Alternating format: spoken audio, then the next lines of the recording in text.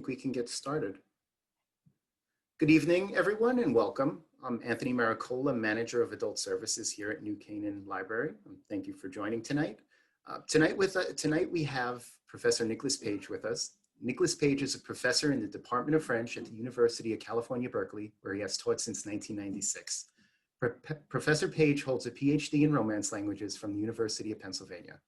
Tonight he will discuss history of French New Wave cinema.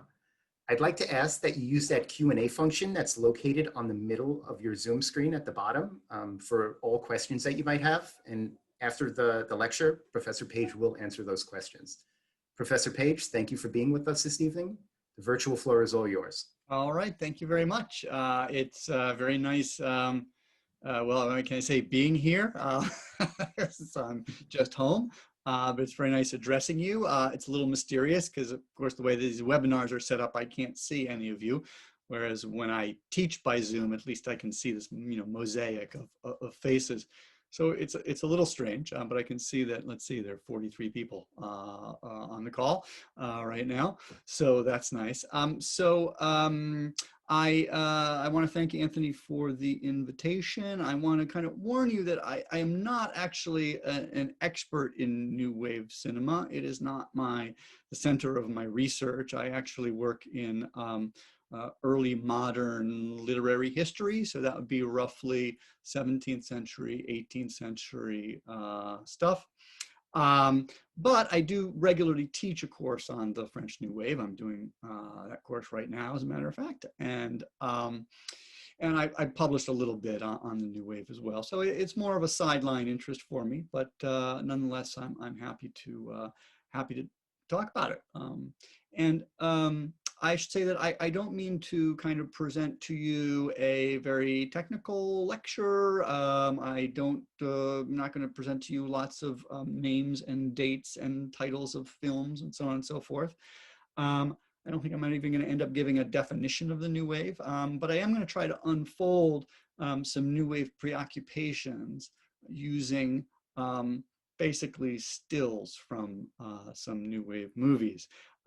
Because of the screen share and bandwidth problems, unfortunately, it doesn't really work for me to stream clips. They would also use up a lot of time. So basically, I'm just going to be talking about going from specific images to larger issues. Okay. And I think a good way of starting, though, would be to talk about the term New Wave itself. The New Wave is the original New Wave. There have been others since. There have been New Waves in music. In cinema, periodically we hear of a New Wave. So sometimes people talk about the Hong Kong New Wave. 10 years ago or so, everyone was talking about the Romanian New Wave. But the French New Wave is the original New Wave. But the term itself actually does not come from the cinema. It had nothing to do with the cinema. Its first use was by a well-known journalist in France named Françoise Giroux, who was the editor at L'Express magazine, which still exists, kind of a news magazine in France. And the first time it was used, it was in October '57 when Giroux had this idea that what she wanted to do was kind of figure out what the youth in France was up to. What were young people thinking? So 57, so this would be people who were coming of age at this time. So that would kind of place their birth, essentially right before the Second World War. And these were people whose kind of entire age of reason had been spent since the war, right? So they didn't really have any memories of the war. They were emerging freshly into the 1950s with its booming economy and a new consumer culture that comes a little slower to Europe than it does to the United States, but nonetheless, right? And so Giroux had kind of this idea of wanting to know what these young people were thinking, and she called those young people the New Wave. So it had a demographic. It was really a demographic designation, right? And then by 1958, 1959 is the year that the first New Wave feature films start to come out. But by 58, 59, the term was being applied to cinematic movement going on in France. And once it was applied to that movement, the demographic movement meaning just kind of fell away. And since then, the new wave has been the French New Wave. So I just wanted to get that out of the way. The first image I want to start with is this one. It's from arguably the most iconic of the New Wave movies, Jean-Luc Godard's Breathless. And here we see a recumbent Michel Poicart, played by the actor Jean-Paul Belmondo. He's the male lead, and he is in the bed of his friend, love interest, Patricia, played by Jean Seberg. This is her, the hotel room where she lives. So what interests me about this image is a little detail on it that I hope you can see on your screen, but I'm going to circle right here. There's a little black spot on his cheek. And that spot is a little bit of a cigarette paper ash. He's smoking a cigarette, as you see, and this little piece of ash detaches and it floats up on a current of air and ends up landing on his cheek. And Jean Seberg notices this and brushes it off with her finger. And for the duration of the shot, he will actually have a little smudge on his cheek. And it's a very long shot. It's 3 minutes and 22 seconds, which at the time, and still really is quite a long shot in cinema. But anyway, he has this little speck of ash on him. And so the question is, well, why would I possibly start with this, right? This detail that is obviously not planned, that just arose during shooting. Just happened in front of the camera. And that's why I want to start with this detail, because it just happened in front of the camera. One central New Wave preoccupation is with the camera as an instrument that is capable of capturing anything that happens in front of it. It does not filter. It does not know what is important and what is not important. It doesn't really know the difference between the star of the movie, his cigarette, and this little bit of ash. The camera then is kind of all capturing of the reality in front of it. So this is kind of a central animating impetus of the New Wave. This detail, which is meaningless, right? There's no meaning. The ash has no meaning at all. It's meaningless. It's completely insignificant, but it is there.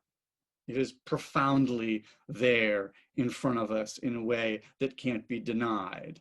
And that idea that that cinema, that the vocation of cinema, that the miracle of cinematic technology is to capture the there-ness of what is before the camera, extremely important. And from that, we can start to extrapolate. So the cinema must also be something that is constitutionally about capturing the present moment as it is unfolding in front of us. It's not about crafting pretty images. It's about being open to the world before us, the world of today. And that gives Breathless and New Wave films in general a kind of a documentary nature, right? So let's say Breathless kind of becomes a documentary of a couple of young people in Paris in the summer of 1959 when it was filmed, right? Young people who are interested in consumer culture, not computer culture, thank heavens. Consumer culture.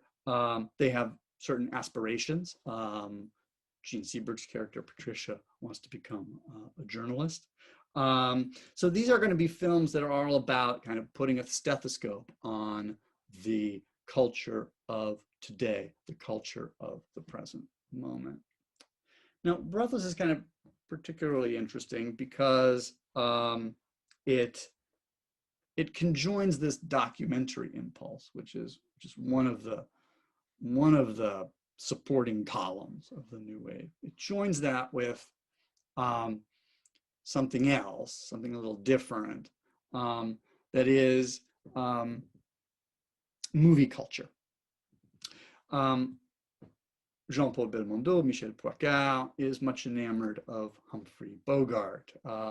There's a moment in the film when he goes by a movie theater that's playing a Humphrey Bogart movie, and it's a little act of homage to Humphrey Bogart, a little moment of silence when he looks at Humphrey Bogart. He rubs his lip like Humphrey Bogart was known for doing. He does this throughout the movie.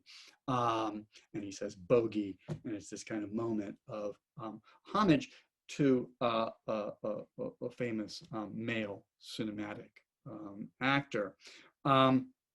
So Michel is kind of associated strangely with the world of the movies. It's almost as if he wanted to be in an action movie, some sort of gangster or crime picture that maybe Humphrey Bogart would be in.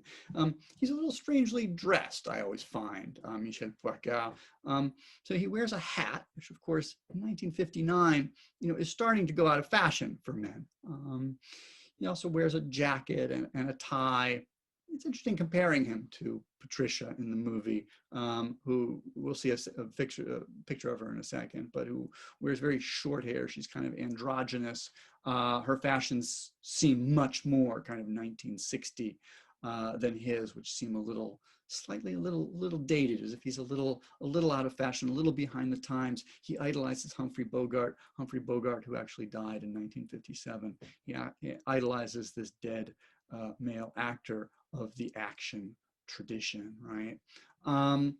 So Breathless is kind of that mixture. Breathless, but the new wave, that's right what I'm getting at, right? Is a kind of this strange mixture of an attraction for the movies, for certain genres of movies, like the criminal, the crime picture, the gangster picture, right? The Western was another genre of predilection, but also musicals and so on and so forth. Anything kind of except for like kind of serious historical pictures and generally melodramas and things like that. But what are often known as B pictures or genre pictures were the ones that were particularly idolized by the new wave directors. And talk a little bit more about this. So there's a little kind of collision in Breathless between that on the one hand, movie love, right, and another conception of cinema that is based on something quite different, which is based on the camera's kind of vocation to give us what is directly in front of us, to give us the real. Right? These two strands kind of have names. We can isolate them in individuals. And on the right hand, the man with the cat is named André Bazin. And André Bazin was the author, was a movie critic and theorist, and wrote a number of extremely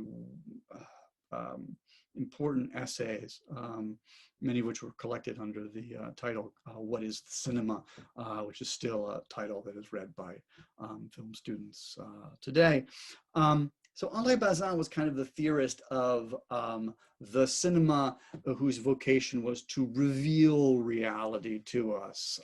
His idea is that we kind of go through life with blinders on, that is, we see, but our brains filter out everything except for what we need for our purposes, right? And if our brains did not filter that out, we would go mad. We would not know how to focus on anything, right? But the genius of photography, and by extension cinema, right, is to kind of peel away that filtering, or stop that filtering, turn off that filtering, and peel away our habits of vision, and to reveal a new reality to us, an immediate reality in front of the camera. And then on the other hand, we have a figure, Henri Langlois. Here, Henri Langlois is, I believe this photo is from around 1970 or so. It's actually taken at Berkeley, which is why I include it. It's also a nice, I think it's a nice photo.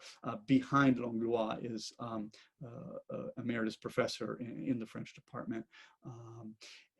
So Langlois was the founder of the French Cinematheque. And the French Cinematheque was a it still is a film archive, but not just to the vocation of the Cinematheque was not simply to collect films or to store films or to act as a research institution, but it was to show films. It was to kind of constantly remind people of the rich history of the cinema through its programs. And Langlois then was a legend in Paris for his kind of gift for programmation, where he would where he would say, try to show all the films of a certain director. The director is organizing principle is very important. But also he would also do things by genre. So you might get an evening of war pictures, where you would get an American war picture and then a Russian war picture and then a Japanese war picture, kind of all shown together.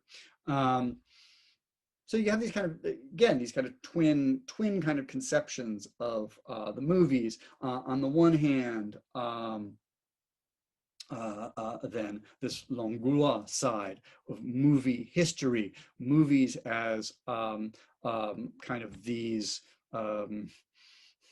movies that kind of haunt us through our familiarity with them, and that we can't quite forget, and that, like Michel Poicat, we end up kind of modeling ourselves and comparing ourselves to characters in movies, right? And on the other hand, André Bazin, the theorist of the camera as that which reveals a reality in front of us, a reality that is always fresh, okay?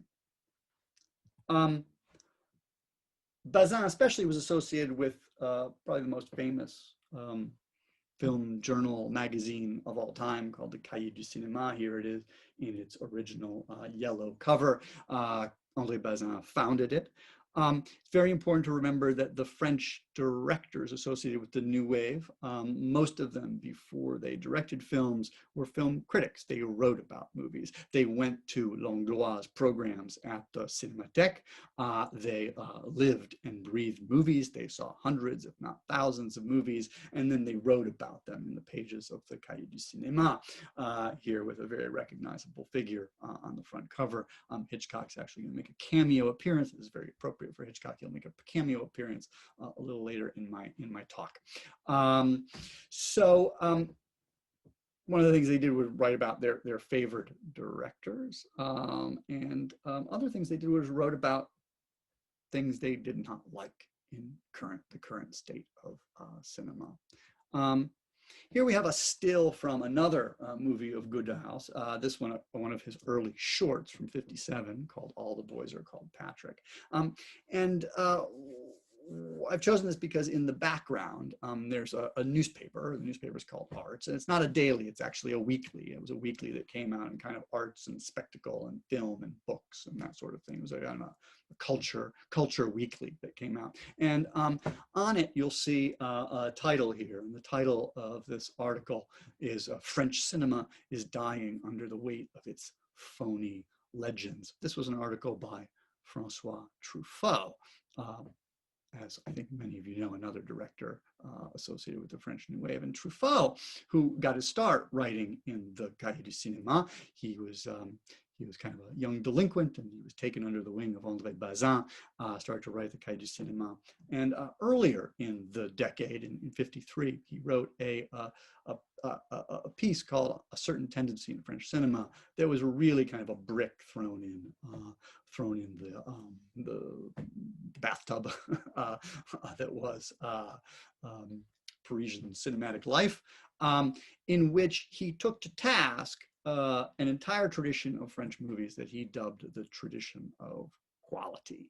Tradition of quality, and quality here was bad. Quality meant that we were kind of dealing with well-crafted products put out by a cinema industry, right? These were movies that were made by a team of extremely competent professionals. And no one really had a vision of anything. They were products. The director himself, because they were always men, the director himself was kind of this guy who his job was to put images on to a narrative that had been furnished by someone else, by a screenwriter, for example, and everyone kind of had their role. And then the professionally trained actors would come in and they would deliver their roles, and the people who would do the studio decorations would do their job. And it would be a very kind of nice, glossy product, right? One of the things that the tradition of quality loved to do to kind of up the ante still more on their product was to adapt prestigious works of literature, possibly from the theater. That is to say that this was a cinema that, you know, didn't really believe in the cinema as an art, but something of a handmaiden to real art, which was the art of the word, the art of the novel. That sort of thing, right? The young critics, they did not like this conception of cinema at all. They wanted something else. Now, to get an idea of what that something else is, here's another image that I think sums up a lot of what we need to know about the New Wave. It's from a Truffaut short that came out in 1957, The Mischief Makers, right? And in the background, you see a man who seems to be hosing down a boy. This is a cinematic illusion. You may know it. It is to a short by the Lumiere brothers that came out at the beginning of cinematic exploitation in 1895. It's called The Waterer Watered. And in this short, what we have is a guy who's watering his garden, right? And this boy comes along and he steps on the hose, keeps the water from coming out. The guy's like, what is it? He looks at his hose, right? And then of course the kid lets his foot off the hose. The guy gets sprayed, and then the guy goes spanking the kid. Anyway, it's often said to be the first fiction film. Sometimes people say the first comedy ever made after the Lumieres, various documentaries, right? First fiction film ever made. So here we have kind of Truffaut reaching back to the very beginnings of cinema, of the very beginnings of cinematic narration.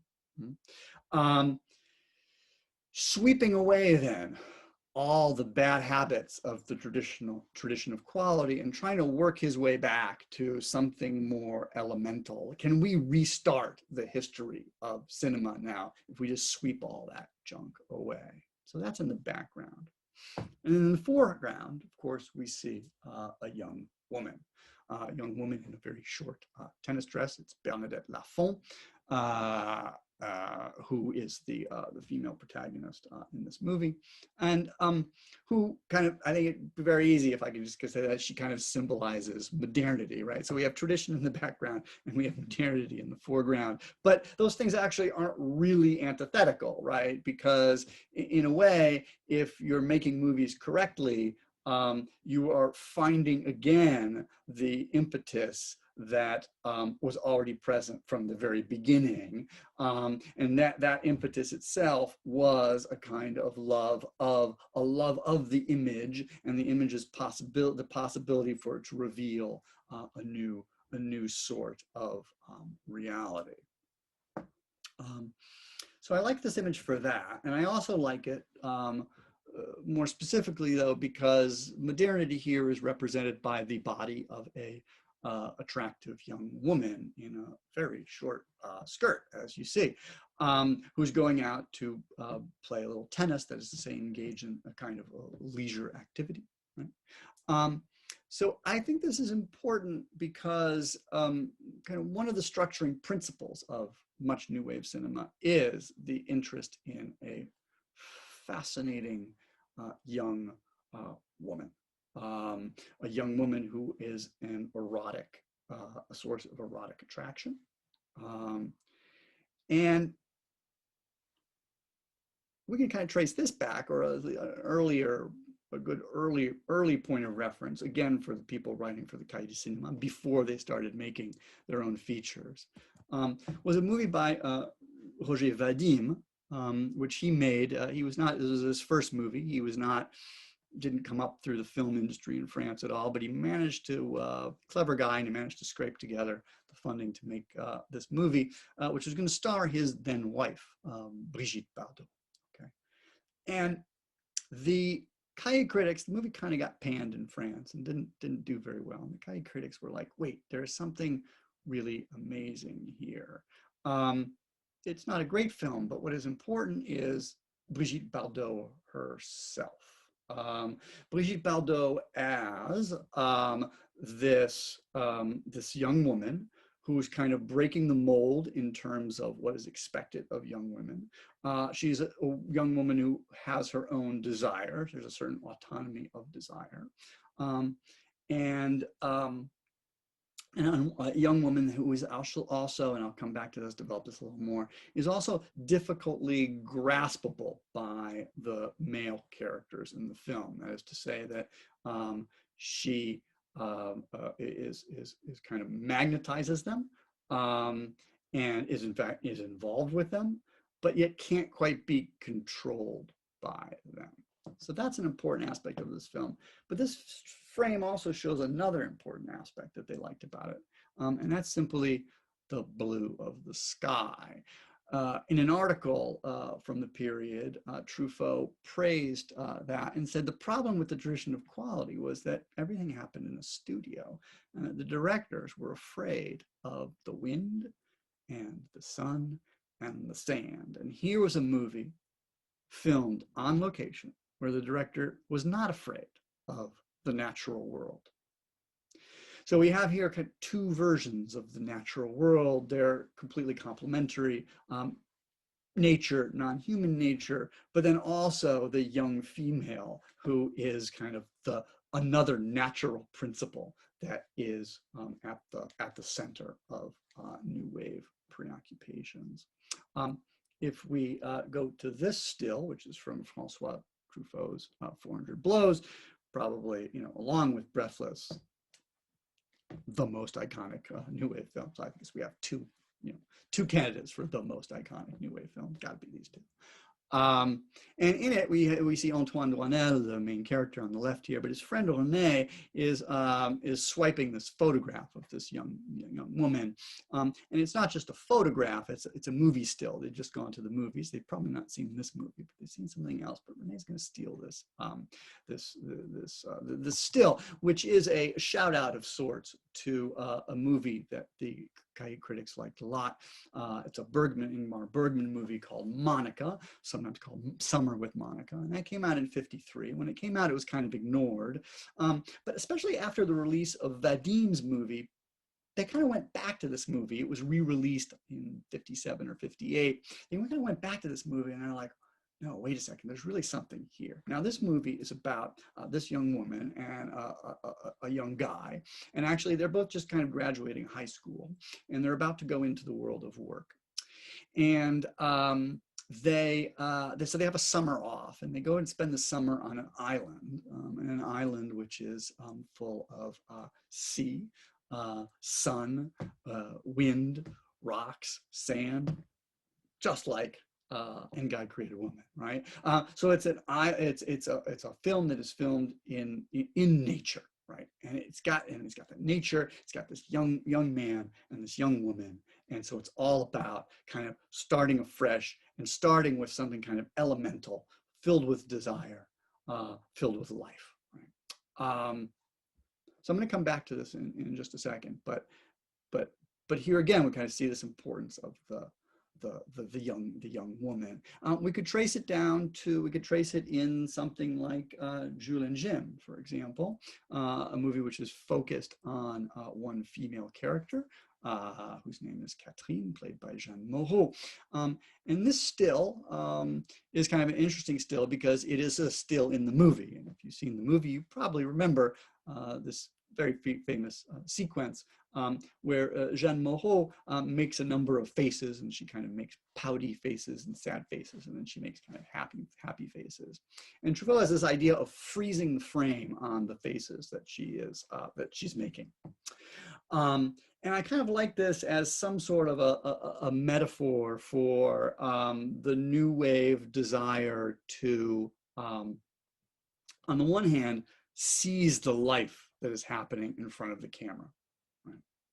Grab hold of it, stop it, reveal it to us, right? But on the other hand, on this kind of gendered side of things, to freeze the woman, this ungraspable woman, this kind of quicksilver woman, this woman who follows her own desire, this woman who is with men, is sexually available, but can't be pinned down and is not quite always available, because she does things according to her own kind of desire, right? So she's this object of desire that is kind of knowable and appropriatable, but not completely, right? And that causes a certain type of anxiety. Now I want to come back to the Bergman movie.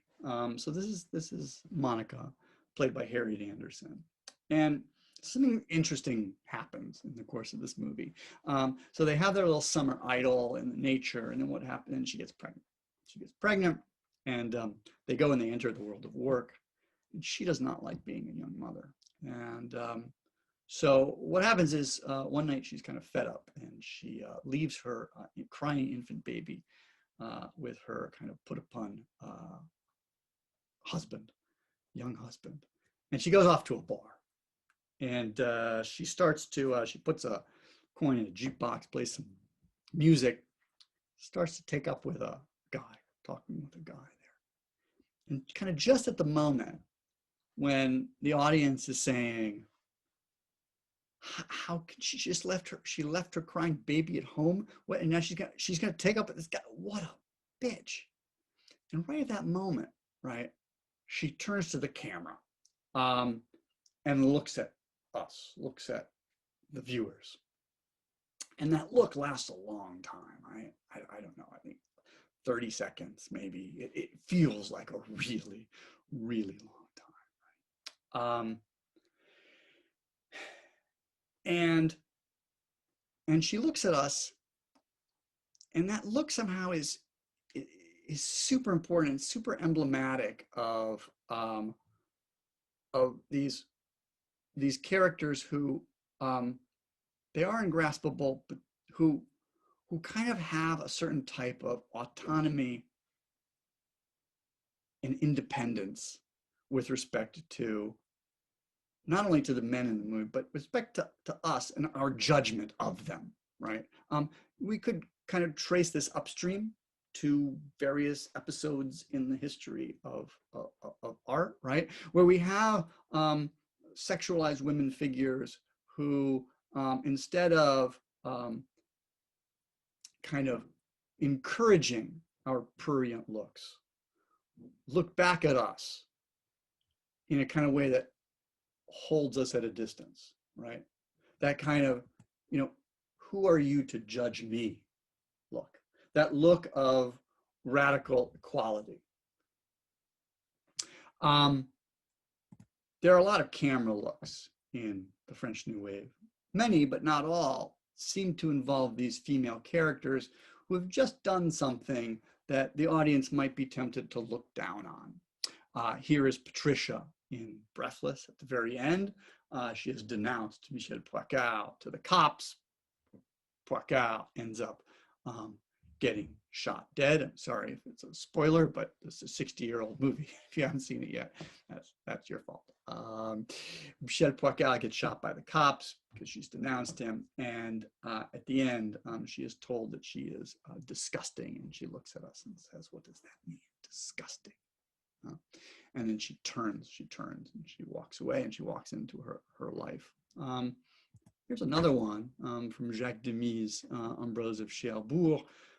Catherine Deneuve, obviously, who plays Geneviève. Geneviève has just decided, Geneviève, who is was pregnant with her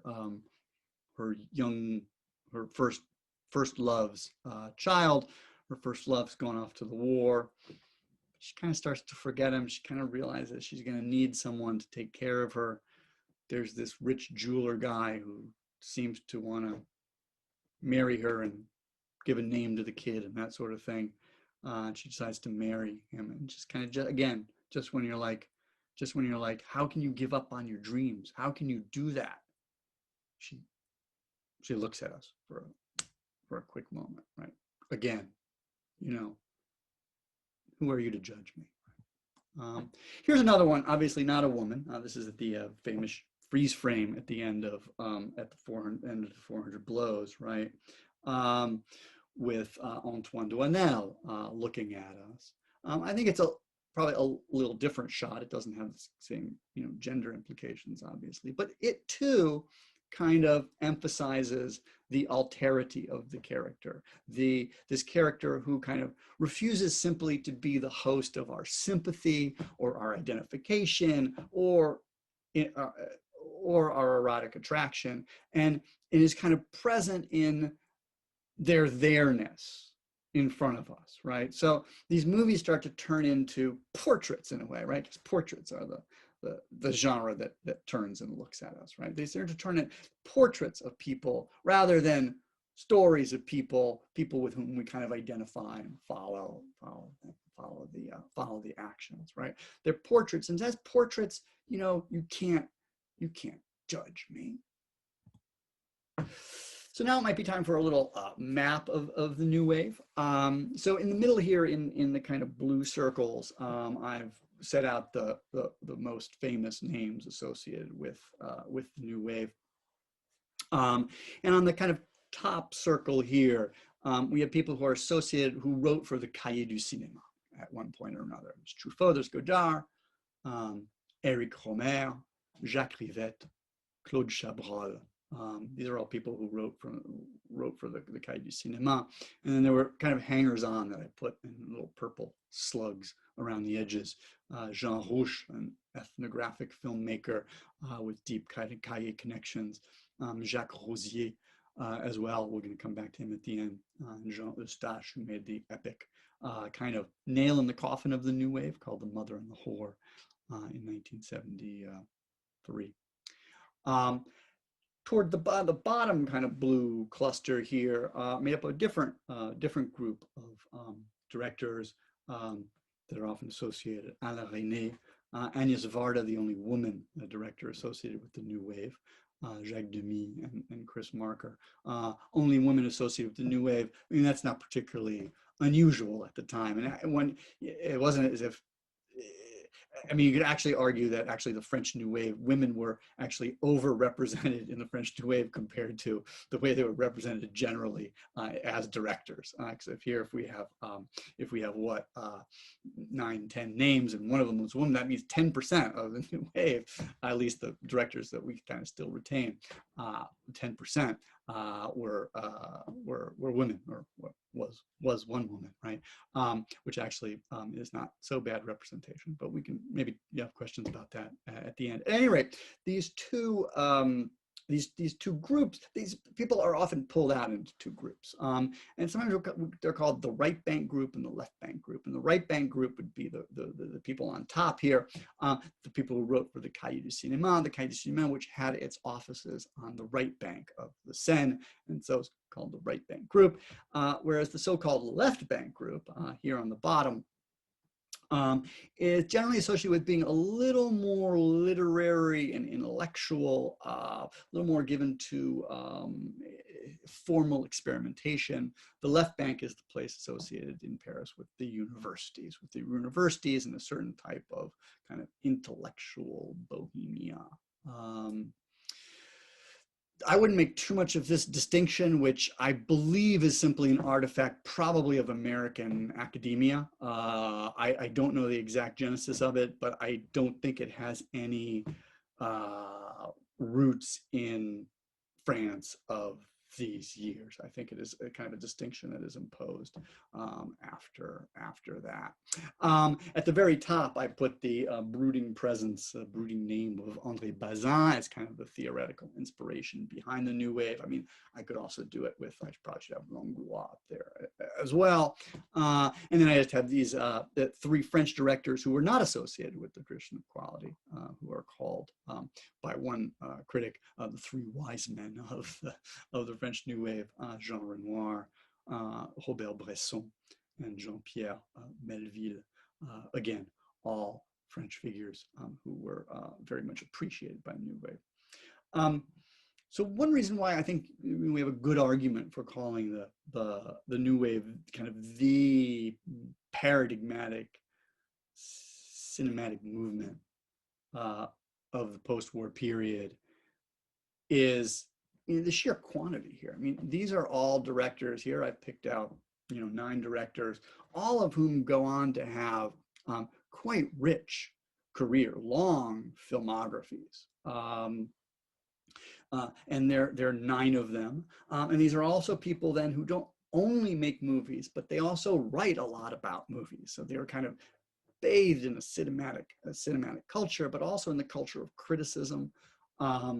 And then they have this kind of theoretical underpinning of André Bazin, and all that kind of adds to there's just a sheer kind of richness of the moment. So now I kind of wanted to shift gears and kind of just talk about some of these other, a few other directors who could be kind of interesting in this context. And so these are kind of left bank directors, if you like. I'm not so hot on this opposition because really it's true that these left bank people didn't write for the Kaidu Cinema, but they were all friends. I mean, they all knew each other, and their movies were talked about in the Kaidu Cinema. And so anyway,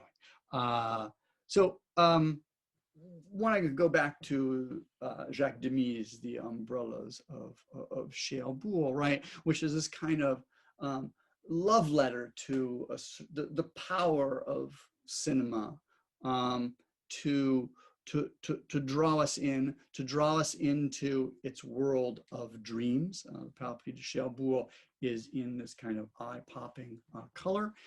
As many of you know, it's a musical.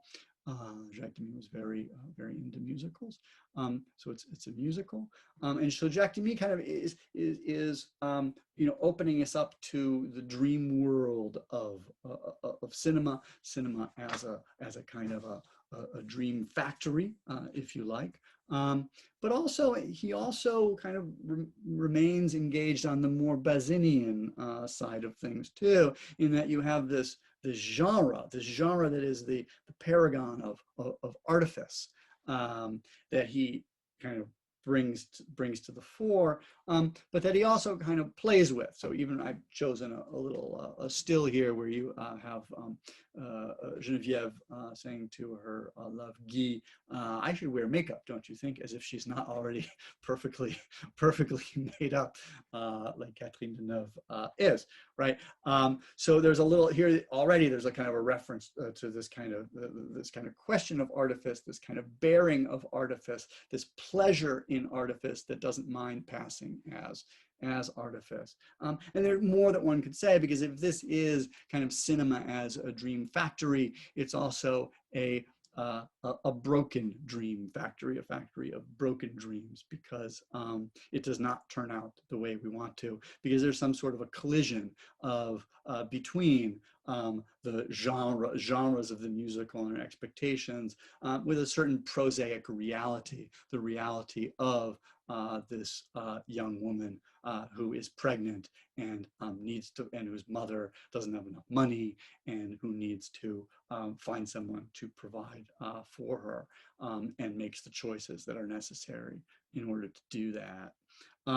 So kind of once again, collision between genre and the reality of the period. We talk about dream factory. Of course, normally that suggests escape, right? And so that's one reason I wouldn't want to go there. I wouldn't want to talk about escapism here. On the contrary, to the extent that cinema is associated with dreams, it goes much more deeply than that. It's almost kind of metaphysical, right? Because it's not simply that there's a dream world out there in which we escape, but it's that the way we think and the way we experience is already like cinema. That is to say that we are already driven by, constituted by images. This is a still from Chris Marker's La Jetée, which is a movie, as many of you know, is a movie actually composed of stills, except for one short sequence. And it's a movie that is all about a man who wants to travel back in time. And I'm not going to go through the whole plot, but he's going to travel back in time. And the reason why they think that he can travel back in time with this kind of 3D headgear that he seems to be wearing, that seems to be talking about some sort of allegory for cinema, right? The reason why he can travel back in time is because he has kind of seared in his memory the image of a woman. And that image from his past is going to be enough to carry him back into time. And he ends up actually going back into time to discover this woman who is back in time. What I want to say about this is that, there's something then, because we think in images, we remember with images. Images they kind of become a kind of time travel. I want to go into this a little more in a second, just before kind of pointing out that these directors were, as I said, very interested in Alfred Hitchcock. Chris Marker especially was a huge fan of the film Vertigo, and this kind of going back to find this woman whose image obsesses me, the male protagonist, right, is actually a revisioning or a rehearsal of Hitchcock's great movie, Vertigo. But to go back a little more on this kind of idea of image as time travel, okay, so the photograph, right,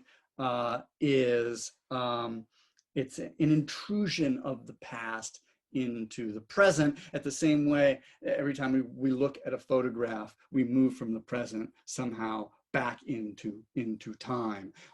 So that photographs give us this kind of world in which experience of not being able to kind of to look at things as a smooth narrative, but they're always there are these wormholes that are kind of connecting different strata of time, right? And this is kind of the subject of Alain Resnais's Last Year at Marienbad, and a notoriously kind of difficult and stumping film of the time, in which the photograph becomes this kind of indecidable, unplaceable thing that kind of makes our sense of time and order kind of collapse, right? Because images are always somehow immediate in their presence. And again, we kind of come back to the there-ness of the ash, this Bazinian belief that the photograph reveals some sort of overwhelming presence to us. I'm going to skip the last image here I had, in order to finish on something a little different, to kind of draw us back into the idea of, because that you kind of realize then that the images are being associated with death, right? Death, but you also got to say, that would mean that cinema is some sort of a resurrection as well. So it's important to kind of keep those two things together. I think the Marker film and the Resnais film are all kind of about this. But I wanted to end on a little more life side. And this is a still from a movie by Jacques Rosier. I mentioned him before. Called Adieu Philippines. It came out in 1962, finally.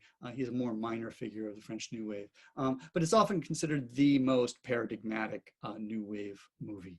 And I just wanted to refer to this. It's a sequence. It's the Promenade Sequence of the movie. It's 2.5 minutes of these two young women walking together through the streets of, I believe, Marseille. I can't quite remember. And they're walking, and the music is a beautiful tango. And they are just walking, and we follow them walking and chatting about this boy they're interested in. We follow them for 2.5 minutes. You can find this on YouTube, as you see. And I just wanted to kind of end there with a quote from a critic talking about the importance of walking and movement in the New Wave. Remember, when they leave the studio, it's because in the studio what you do is you keep the camera still, and you then arrange people in front of the camera, right? But the New Wave is about following, following the actors that fascinate us, the actors that we love in their palpable materiality. It's about following them. And so this critic writes, so the people in New Wave movies walk because in life one walks. They walk because this cinema is a cinema in motion. They walk because the filmmaker feels such joy in filming that this trivial and completely unspectacular activity becomes, without a second thought, something like the signal of the vital impulse that these films bring to the movies. So I just want to stop there, and I went over a little bit, and I am quite happy then to answer your questions. That I think Anthony is going to feed me some. Hey, Professor Paige, thank you for that wonderful lecture. But before, I actually had two questions. Okay. All right, so I'll start with mine just because home court rules. What did Ingmar Bergman think of the French New Wave? Boy, I'm not going to be very helpful for you there. I don't know offhand. I mean, I imagine that he was quite flattered that, especially in the late 50s, there was kind of a review of his work to date, and there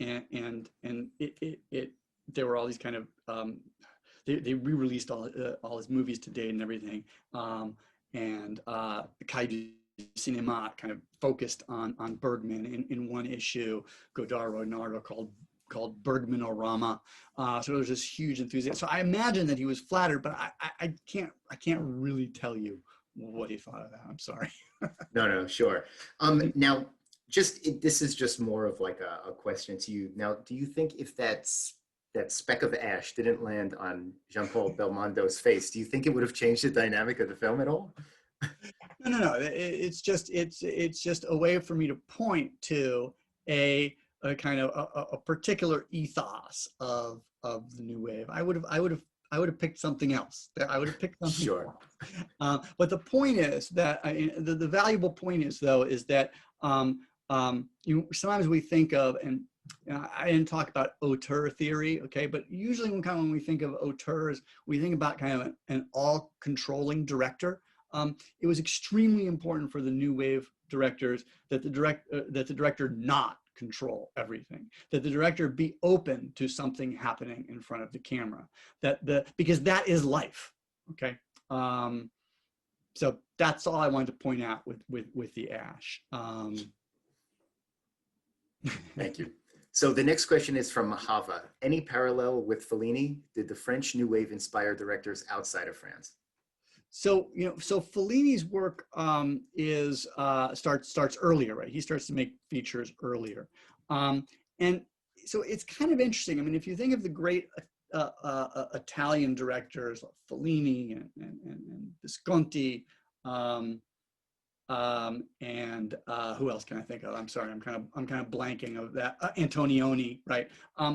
They were actually not. First of all, they were not particularly liked by the New Wave. They were kind of considered kind of ponderous, pretentious, not open to what was happening in front of them. And, their movies tend to be, kind of long, right? And self-involved. So in some way, they're anti-New Wave movies. Antonioni especially was widely criticized in the pages of the Kaidu Cinema. So that's kind of interesting. Now, of course, the New Wave was an inspiration elsewhere once it got going, but I don't think it was particularly an influence on those directors that we tend to know the most. I think they're very new wavy, certain Italian movies from the period. I think that Dino Risi, for example, made a great one called Il Sorpasso that strikes me as being kind of more new wavy than the kind of the archetypal Italian directors. But otherwise, they were a certain influence, in other countries. Yeah. Great. The next question is from Chris. Can we see any of the legacy of the new wave in cinema of today? So, I mean, you know, it depends a little on where you look. I think the most important thing to say is that the idea of having the ability to make cinema in your pocket, in the form of your smartphone, and then to disseminate it on YouTube is just like, I mean, in a way, that is the dream of the new wave. There's a very famous article from 1949 by a critic named Alexandre Astruc called "The Camera Pen," la caméra stylo, and it's all about the fact that technological changes increased access to things like lighter cameras, but also different distribution networks, so that you could rent a projector and you could have a projector at home and then show films, rent films, bring them home. You could watch films on TV. In '49, he already realized that this was going to fundamentally transform cinema, was going to move it from being kind of the spectacle that was the default form of entertainment for the masses, and it was going to, that whole market was going to fragment into a panoply of different types of cinema, right? So you could really kind of see, in a way, these transformations now that have exploded in the last 10 years as being kind of essentially something that the new wave would have loved. I mean, we can kind of go from there to, you know, directors who particularly admired different directors. I mean, Godard is kind of always a flashpoint, but we know that, you know, people like Wes Anderson were very into Francois Truffaut. So we know things like that. I mean, we know that Martin Scorsese was very kind of beholden to Godard. Martin Scorsese, who said like he said something like, you know, he said, I would have given anything to be able to film the first minute of Jules and Jim. So there are lots of kind of, you know, ways in which we can kind of establish some affiliations.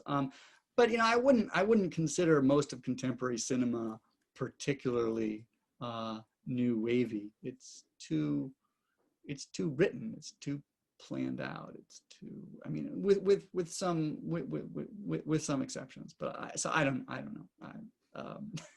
It's kind of a difficult question where the influence is there and everyone knows it, but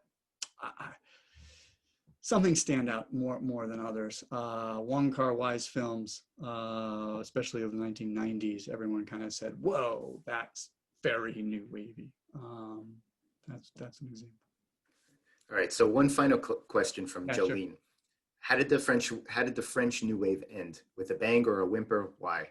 So that's a question my students always, I don't understand it, because these people had careers that are in some cases still going on, because Jean-Luc Godard is like still holding on and still like occasionally releasing movies. So how can we say the new wave really ended? And it's like all sorts of movements that you know, you can't really place, like the British invasion, right? The British invasion in terms of music was done by groups that went on to have extremely long careers. But at a certain point, people kind of stopped talking about it as a movement, and it just becomes part of the background. It just becomes taken for granted.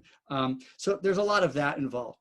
Generally, people started to kind of talk about the end of the new wave, though, at the time around 1963 or 64. A lot of the directors had a spate of failures, box office failures, and people were like, it's all over. The new wave people annoyed a lot of people. They were very polemical, and so a lot of people had their knives out, and when failures happened, they did not hesitate to strike with them.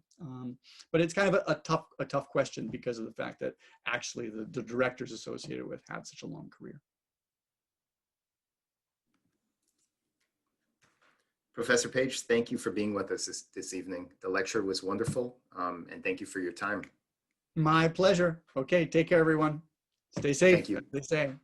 Have a good evening. Bye-bye.